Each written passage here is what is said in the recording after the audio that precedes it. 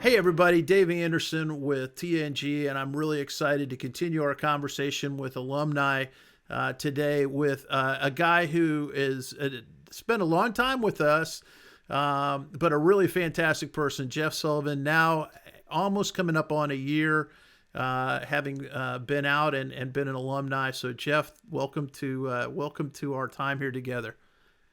Well, thank you, Dave. I appreciate it. Yep. It was, I think I was with TNG for, probably 7, 8 months at least. Okay, yeah, and you had a couple of dubious honors, I think, and we still have you down as the most interviews by one company before being told no, thank you.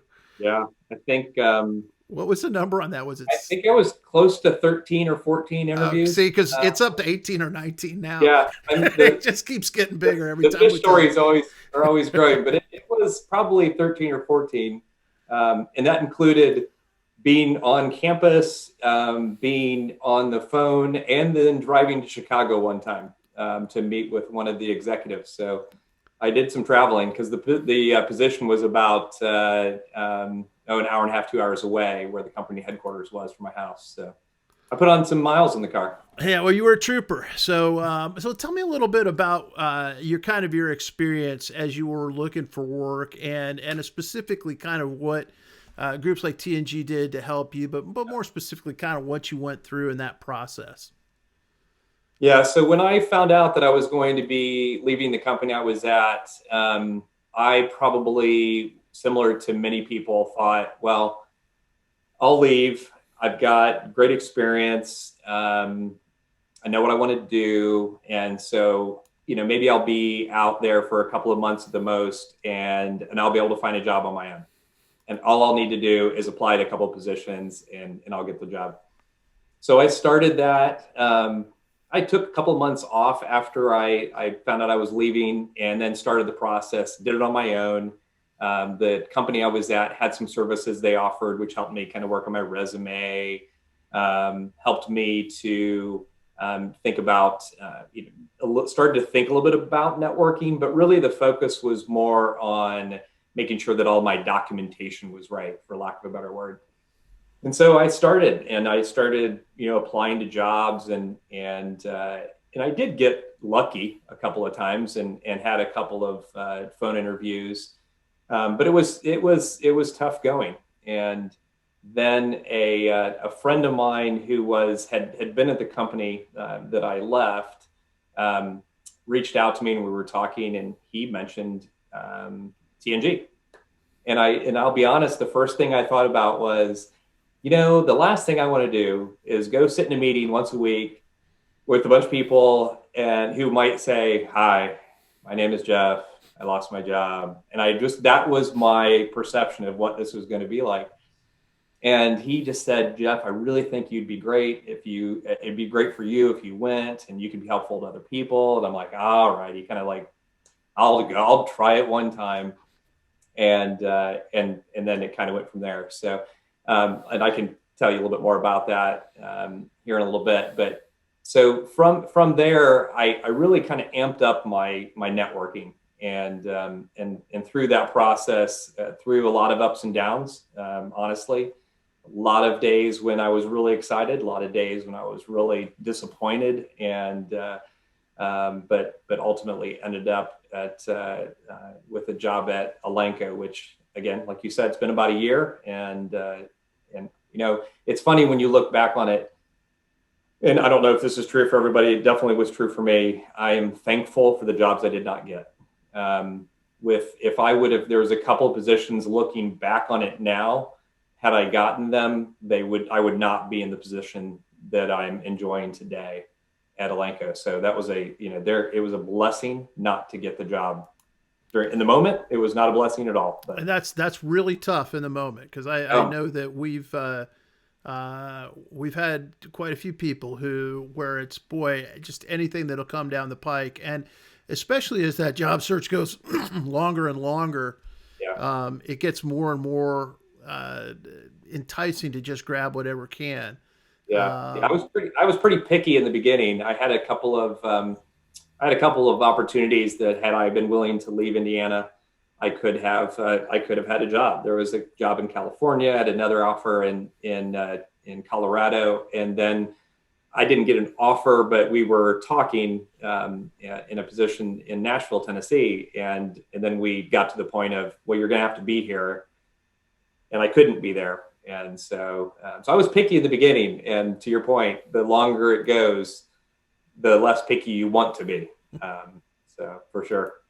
So, Jeff, what were some of the things that stand out for you in terms of what you learned as you were undergoing your job search? What were some of the kind of those aha moments or seminal moments in the process?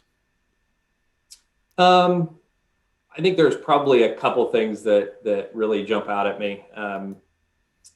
The first one is probably around the process of going through a job search when you don't have a job. It's hard because rejection happens frequently, and you take it personally. And so I think the aha, which it took me a while to get it and understand it, was that, hey, sometimes it's just not you. It's just that there's just you're not the best fit, and the company may not be the best fit for you. It goes both ways, and so we put a lot of worth on ourselves as it relates to our jobs. So our jobs oftentimes are a big part of what makes us. And for me, learning that and understanding that, hey, just because I didn't get something doesn't mean I'm not going to be great somewhere. And that took a while for me to get.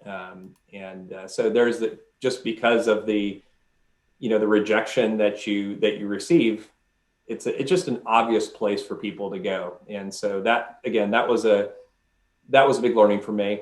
I think the second one was that again, time, just the time that it takes. Again, as I said, I went into it believing that a couple, 2 or 3 months. I mean, you always hear hey, it's a month for every $10,000 that you're going to earn in salary, whatever that algorithm is.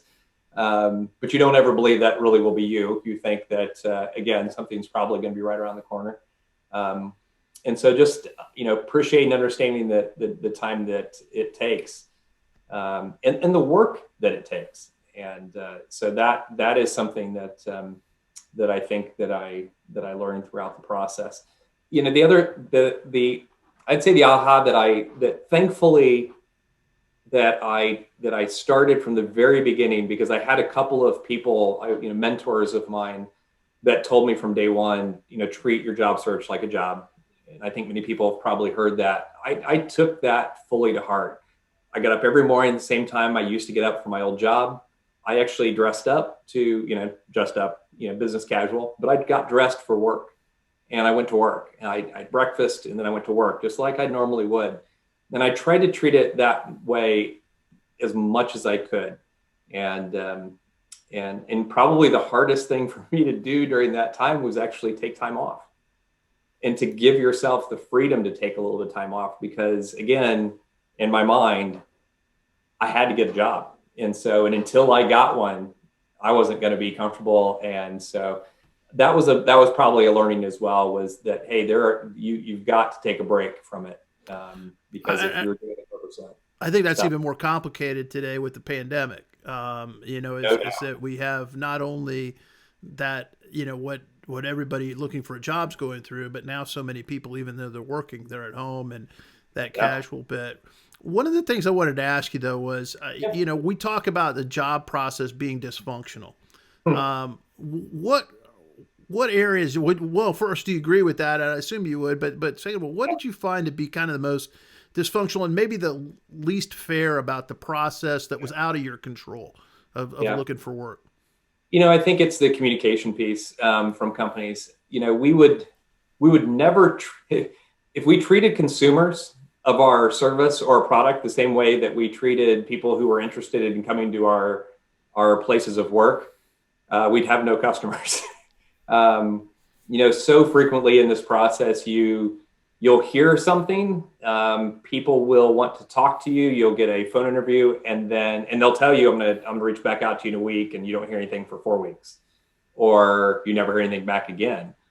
Or they will tell you, hey, yeah, we're thinking about giving you an offer, and then they go dark, and you never hear anything again.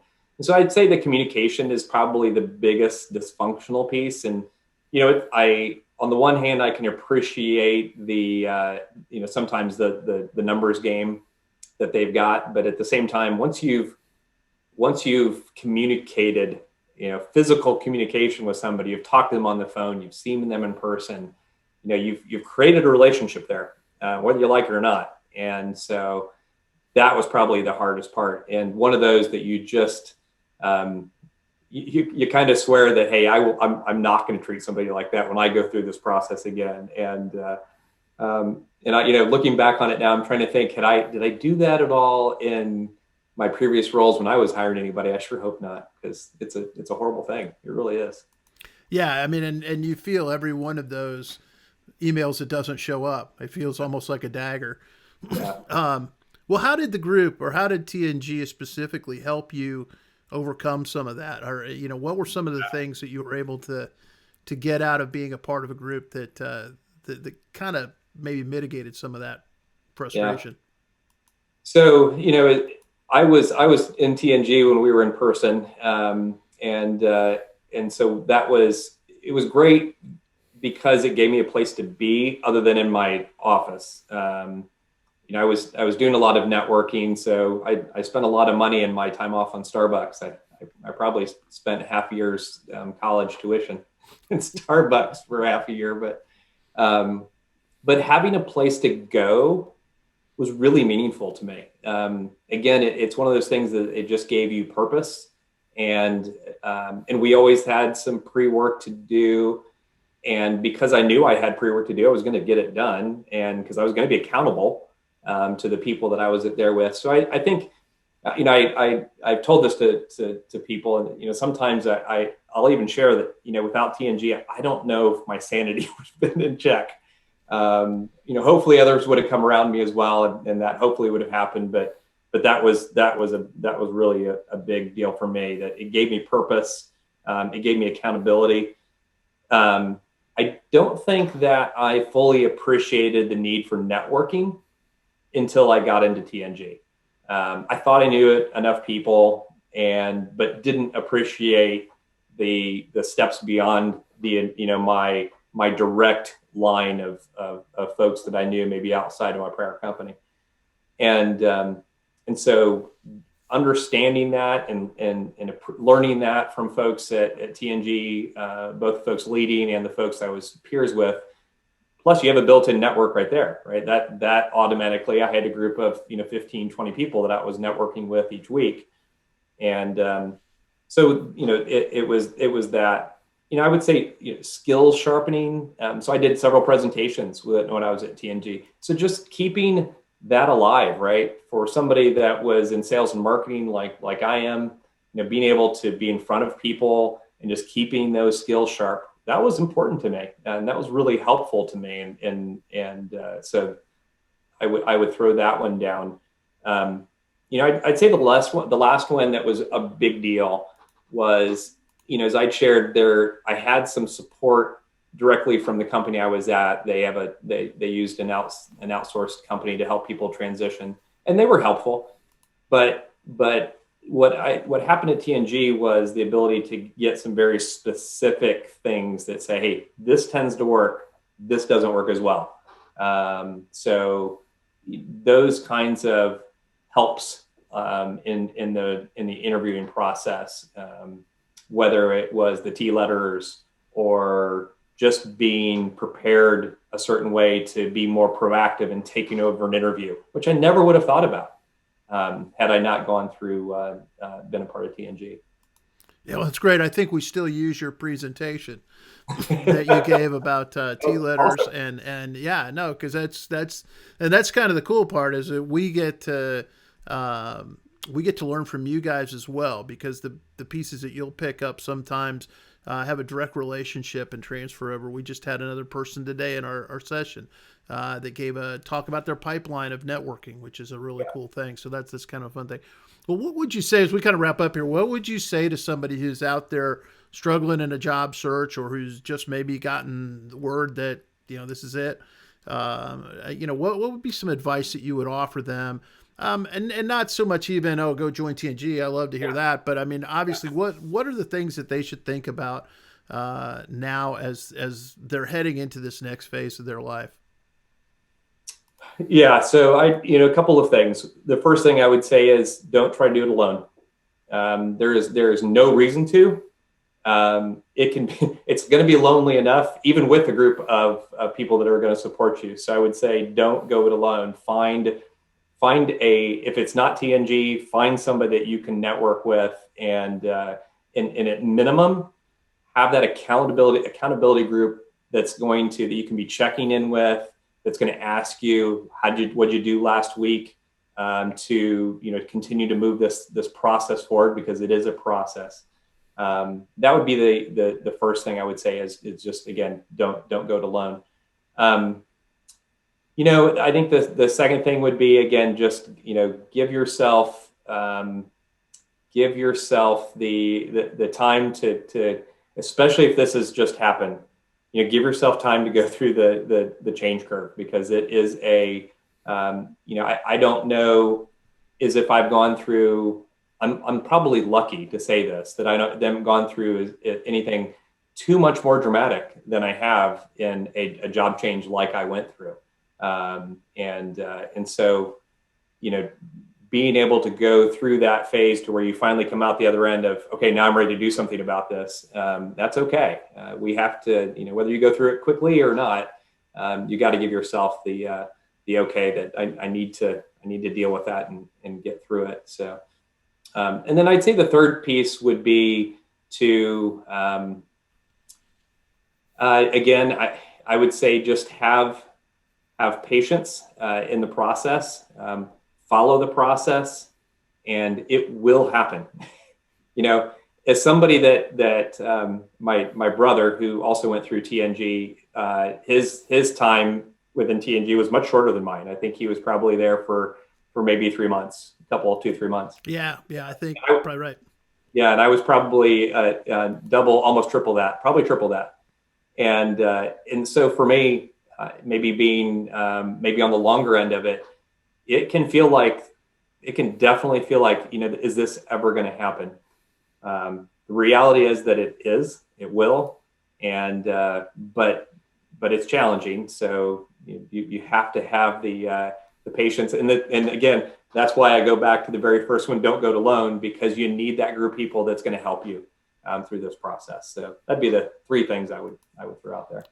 Well, Jeff, thanks so much for your time. Again, it's so neat to see you guys back, and especially, you're really thriving. I think the one thing that I would say that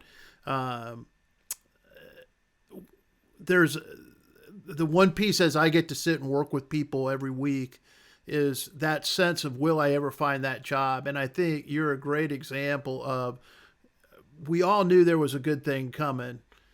We were all kind of frustrated for you that it just wasn't happening faster, because again, you had so many close calls with that. But to see you now a year later really thriving is really it's a great testament, and it's something I think we all knew was there. So I'm glad to see you there and in that space. And thanks for your time today. Yeah, I appreciate it.